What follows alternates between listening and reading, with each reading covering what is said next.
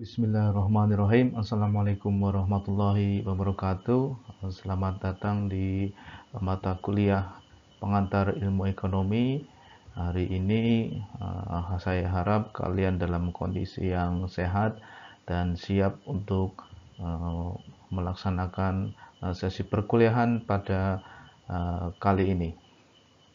Sebagaimana telah direncanakan pada rencana pembelajaran semester atau RPS dan sudah kita bahas pada pertemuan sebelumnya terkait dengan rencana pembelajaran. Sekarang minggu kedua, topik yang akan menjadi bahan diskusi kita adalah mengenai 10 prinsip dalam ilmu ekonomi, yaitu mengenai bagaimana sih orang dalam melakukan keputusan, ya, how people make decisions. Sebagaimana kita tahu, mungkin sebagian besar dari kalian itu pernah ambil ilmu pengetahuan sosial ekonomi di SMA itu, ya, bahwasanya yang seringkali diperdengarkan atau yang seringkali diutarakan oleh salah satu guru itu mengenai prinsip ekonomi, di mana kita sudah hafal gitu, ya, yaitu bagaimana cara mendapatkan keuntungan atau manfaat setinggi-tingginya dengan biaya serendah-rendahnya. Apakah pernyataan itu masuk akal atau rasional, atau apakah pernyataan itu merupakan satu dari 9 prinsip yang akan kita pelajari bersama. Kita akan lihat atau kita akan diskusikan bersama beberapa prinsip dalam ilmu ekonomi. Mungkin di kesempatan kali ini atau sesi ini saya akan menjelaskan 5 terlebih dahulu prinsip dalam ilmu ekonomi, lalu sisanya 5 kita akan bahas di pertemuan atau sesi selanjutnya.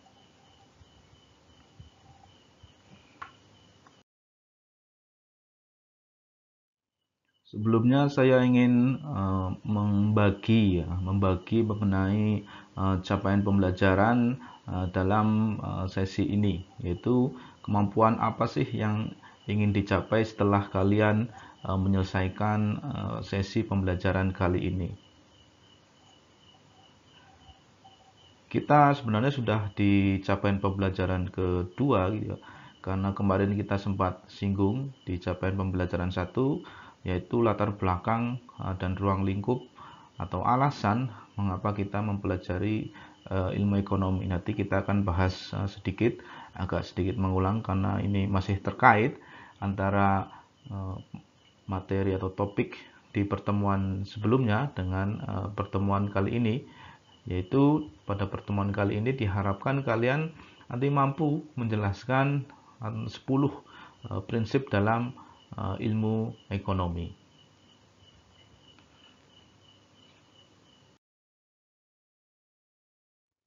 Prinsip ilmu ekonomi yang pertama adalah people face trade-offs. Ini adalah prinsip pertama dari ilmu ekonomi.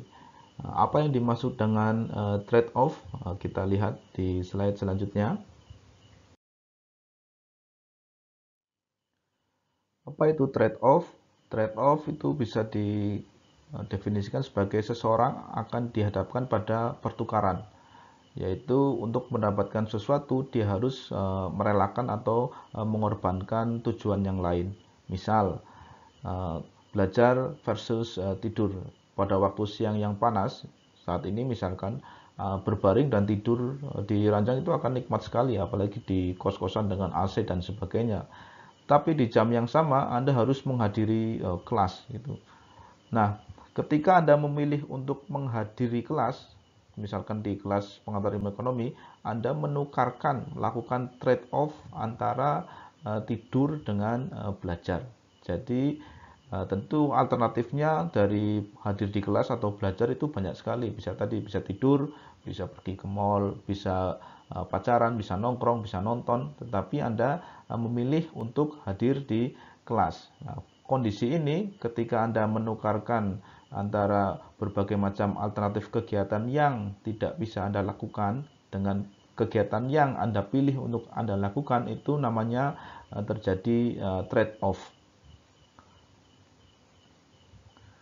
Misal contoh lain juga ini ya, misalkan Anda di dompet uangnya itu tinggal pilihannya misalkan tinggal 50.000 lah, tinggal 50.000. Ini bisa milih untuk nonton film ke bioskop atau nongkrong. Kalau nongkrong bisa 2 kali misalkan.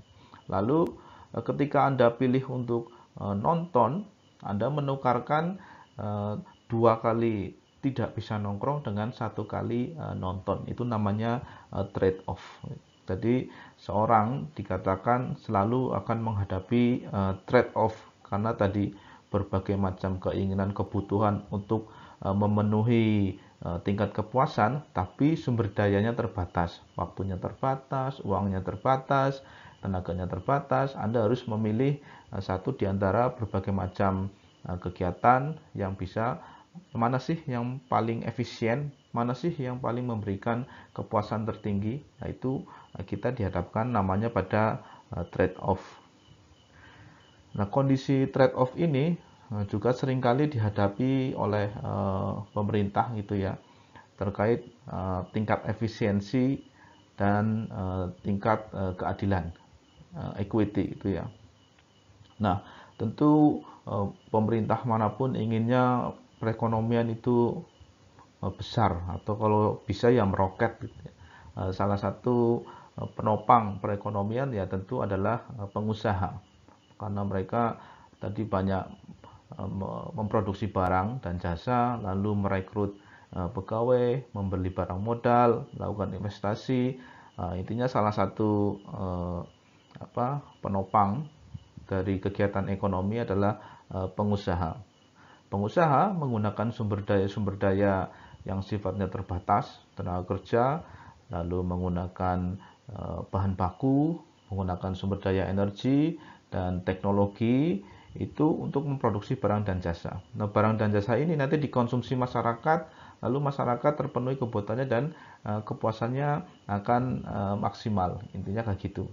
Nah, inginnya kita itu mengkonsumsi barang dan jasa apapun, sebanyak apapun, sehingga kita menuntut, ayo pengusaha atau perusahaan hadirkan kepada kami barang-barang yang banyak, yang tersedia. Kalau bisa berbagai macam barang disediakan di dunia ini. Nah, itu pengennya itu. Nah, tujuannya apa? Tujuannya tadi agar bisa menopang atau mendongkrak perekonomian, kalau bisa meroket.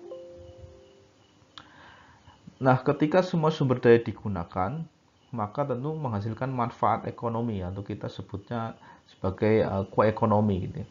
Nah, ini yang jadi masalah atau seringkali diperdebatkan. Harus menunggu kue ekonominya besar dulu, atau membagi kue ekonomi yang sudah ada. Jadi seringkali dihadapkan kepada dua pilihan yang bertolak belakang, jadi kita sebut trade off itu tadi. Pemerintah itu mau membuat ekonominya berjalan meroket dulu, atau membagi ekonomi yang ada.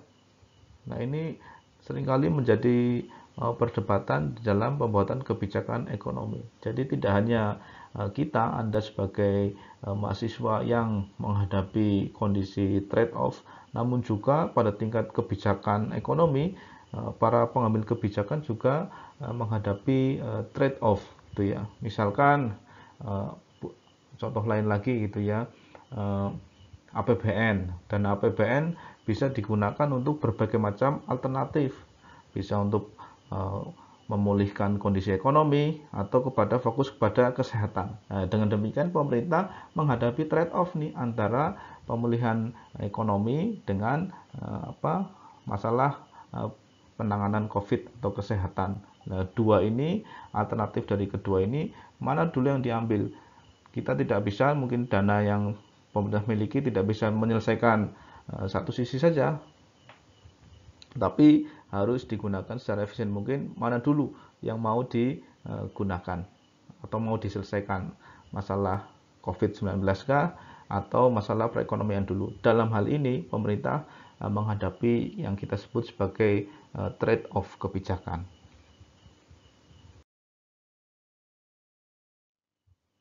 Prinsip ilmu ekonomi yang kedua adalah the cost of something is what you give up to get it. Gitu ya. Jadi apa yang dimaksud dengan pernyataan ini, yang dimaksud dengan prinsip ilmu ekonomi yang kedua, bahwasanya biaya untuk membeli atau mengkonsumsi atau memilih sesuatu itu tidak hanya biaya yang kita keluarkan saja, tetapi biaya karena kita mengorbankan hal yang lain yang tidak bisa kita lakukan. Apa maksudnya? Mari kita lihat di slide selanjutnya. Dalam ilmu ekonomi, biaya yang kita keluarkan itu juga seharusnya mengikut sertakan nilai dari sesuatu yang kita korbankan untuk mendapat sesuatu yang lain. Misalkan nonton film gitu ya. Seorang kita mengambil keputusan menimbang tentu manfaat dan biayanya. Ketika Anda memilih untuk menonton, biayanya itu bukan hanya uang yang tiket yang Anda beli, misalkan satu tiket 50.000, biayanya itu tidak hanya 50.000, tetapi juga hilangnya kesempatan untuk menikmati kopi dingin dan burger misalkan dari uang 50.000. Nah, inilah yang disebut atau seringkali dikenal dengan nama biaya kesempatan atau opportunity cost gitu ya. Biaya kesempatan, jadi ketika Anda menggunakan salah satu sumber daya, bisa uang, bisa tenaga, bisa waktu, jadi ada biaya yang harus kita tanggung gitu ya, biaya harus kita tanggung karena kita tidak bisa menikmati berbagai macam kegiatan yang lain. Contohnya ini tadi, kita nonton bayar 50.000, padahal 50.000 itu kalau tidak kita gunakan untuk nonton, bisa kita gunakan untuk beli kopi, untuk beli makanan, untuk traktir teman dan sebagainya. Kita sebut itu sebagai biaya kesempatan atau opportunity cost. Di slide sebelumnya atau di prinsip ekonomi atau ilmu ekonomi yang kedua, tadi kita mengenal ada biaya oportunitas atau biaya kesempatan atau opportunity cost. Jadi kita menghitung tidak hanya biaya yang nampak, tapi kesempatan yang hilang kita perhitungkan. Itu juga masuk ke dalam komponen biaya kita. Lalu prinsip ekonomi yang ketiga itu mengenai rational people. Jadi ilmu ekonomi mengasumsikan, menganggap bahwasanya individu dalam sudut pandang ilmu ekonomi itu bersifat atau berperilaku rasional.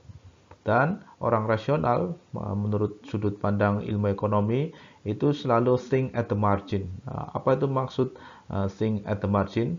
Kita lihat di slide selanjutnya.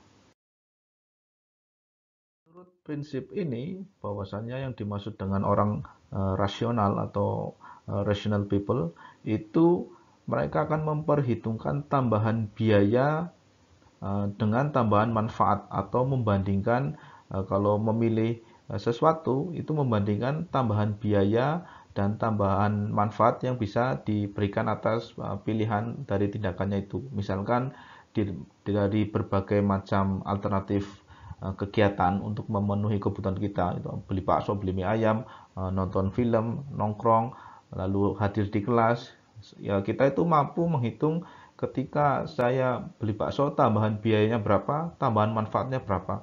Lalu ketika ada pilihan untuk makan mie ayam, di situ kita bisa memperhitungkan berapa sih tambahan biayanya, berapa sih tambahan manfaatnya. Ketika ada alternatif lain, hadir di kelas, apa sih tambahan biayanya dan apa sih tambahan manfaatnya. Kita diasumsikan bisa menghitung itu semua.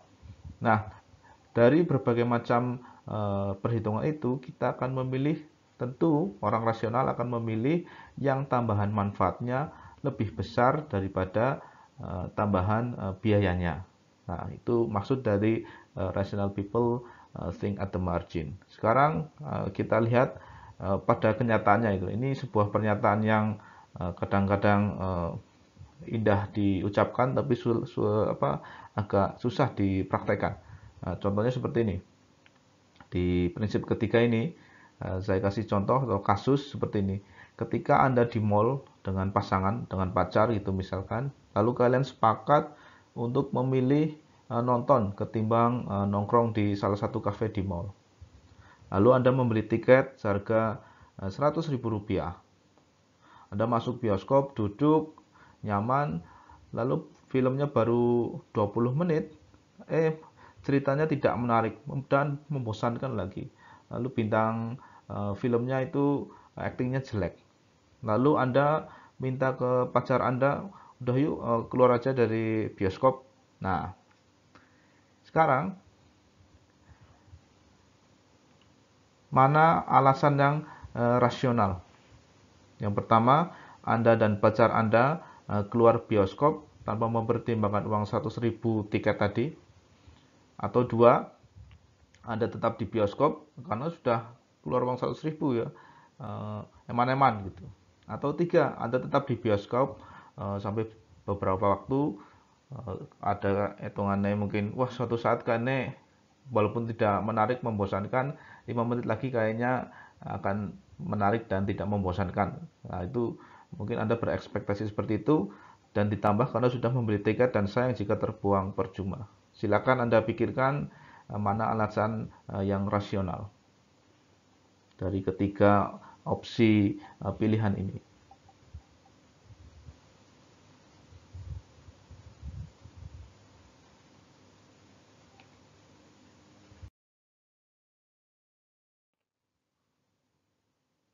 Oke, sekarang kita lihat jawabannya.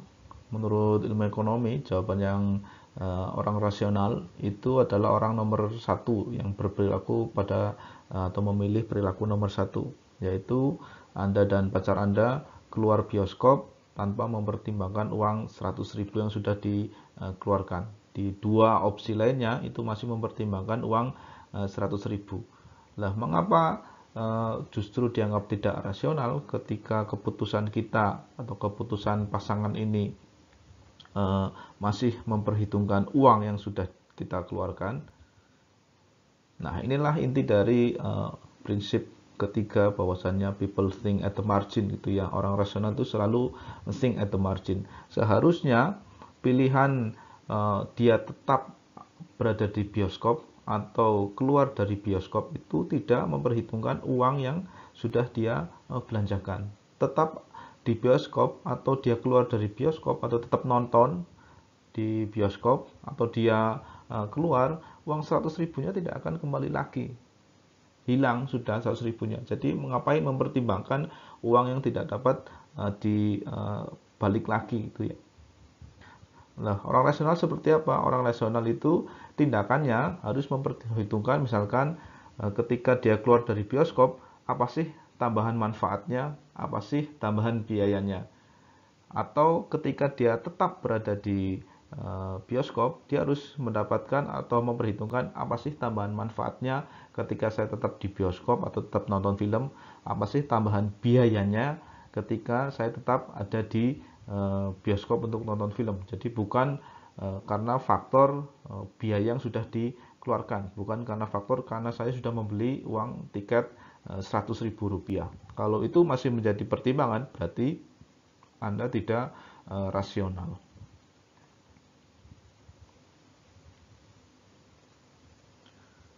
Nah, ini ada contoh lain, misalkan ada sepasang suami istri sudah menikah 5 tahun, lalu selama menikah sang istri terus mendapatkan perlakuan yang kurang baik dari suaminya, atau kita sebut sebagai kekerasan dalam rumah tangga, KDRT.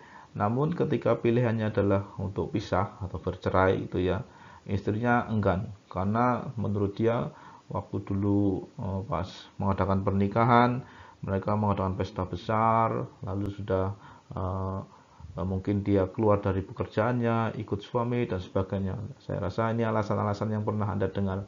Nah, menurut ilmu ekonomi, alasan ini tidak rasional. Seharusnya perilaku istri itu mempertimbangkan tambahan manfaat dan tambahan biayanya. Misalkan dia, oh saya tidak mau pisah dari suami karena tambahan manfaatnya sekian dan tambahan biayanya sekian. Jadi tidak menggunakan alasan sudah mengeluarkan biaya sekian, seperti itu.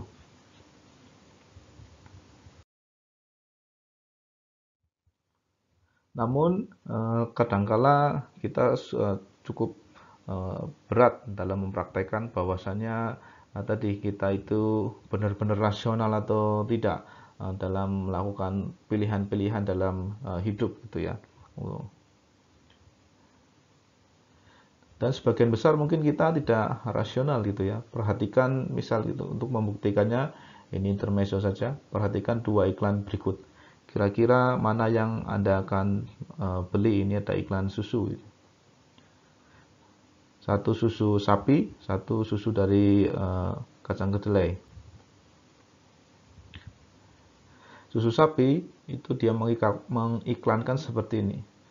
Susu sapi dengan 91% bebas lemak dan gula. Oh, ini tinggi sekali ya, 91% bebas lemak dan gula. Lalu susu kedelai dia mengiklankan seperti ini, agak sedikit berbeda. Susu kedelai dengan 8% lemak dan gula. Nah, kira-kira jikalau Anda ditawarkan dua produk seperti ini antara susu sapi dan susu kedelai, Anda mau beli yang mana? Kemungkinan besar Anda membeli yang susu sapi dengan 91% bebas lemak dan gula. Ya, mungkin ini sebagian besar orang akan memilih ke sini. Padahal susu kedelai 92% bebas lemak dan gula. Nah, ini seringkali kita dikatakan tidak rasional perilaku kita ya, bahwasanya ketika informasi sedikit dirubah itu perilaku kita cenderung tidak rasional. Tadi prinsip ketiga bahwasanya people think at the margin itu kadangkala susah atau berat dilakukan gitu ya. Karena tadi sebagian besar itu kita tidak cukup rasional.